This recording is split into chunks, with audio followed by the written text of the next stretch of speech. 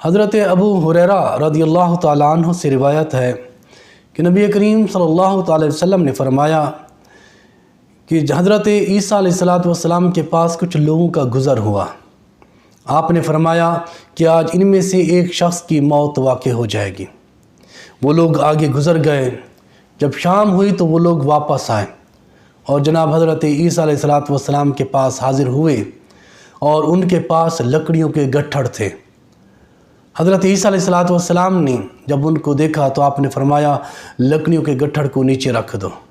تمام لوگوں نے لکڑیوں کے گٹھڑ کو نیچے رکھ دیا اور جس شخص کے بارے میں آپ نے موت کے حوالے سے بتایا تھا آپ اس شخص کے پاس گئے۔ آپ نے فرمایا تم بھی اپنی لکڑیوں کا گٹھڑ نیچے رکھ دو۔ اس نے نیچے رکھ دیا۔ آپ نے فرمایا اب اس کو کھولو۔ چنانچہ اس شخص نے اپنی لکڑیوں کے گٹھڑ کو جب کھولا تو اس میں ایک کالا سانپ تھا۔ حضرت عیسیٰ علیہ السلام نے فرمایا اے خدا کے بندے آج تو نے کون سا عمل کیا ہے؟ کیا عمل کیا تو نے آج؟ اس نے عرض کیا اللہ کے نبی میں نے آج کوئی عمل نہیں کیا۔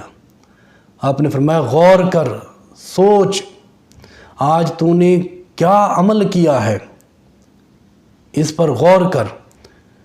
اس نے عرض کی اے اللہ کے نبی آج میں نے کوئی عمل نہیں کیا سوائے اس کے کہ میرے ہاتھ میں ایک روٹی تھی اور میرے پاس سے ایک مسکین کا گزر ہوا۔ اس مسکین نے مجھ سے سوال کیا اللہ کے نام پر، میں نے اس روٹی کے 2 ٹکڑے کیے، آدھی روٹی میں نے اس مسکین کو دے دی، آدھی روٹی میں نے اپنے پاس رکھ لی۔ اس کے علاوہ اے اللہ کے نبی میں نے آج کوئی نیک عمل نہیں کیا۔ حضرت عیسیٰ علیہ السلام نے فرمایا تیرے اسی آدھی روٹی دینے کے عمل کو اللہ تعالیٰ نے اتنا پسند کیا ہے کہ اس عمل کی وجہ سے تیری حادثاتی موت جو واقع ہونی تھی اس کو ٹال دیا۔ تو صدقہ ایسی چیز ہے جو حادثاتی موت سے بچاتا ہے۔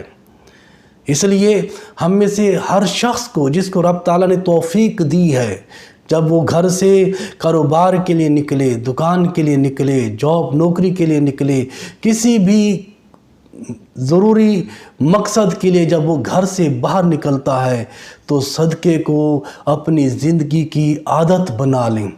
صدقے کی وجہ سے اللہ تعالیٰ حادثاتی موت سے بچاتا ہے، بری موت سے بچاتا ہے، سختیوں سے بچاتا ہے۔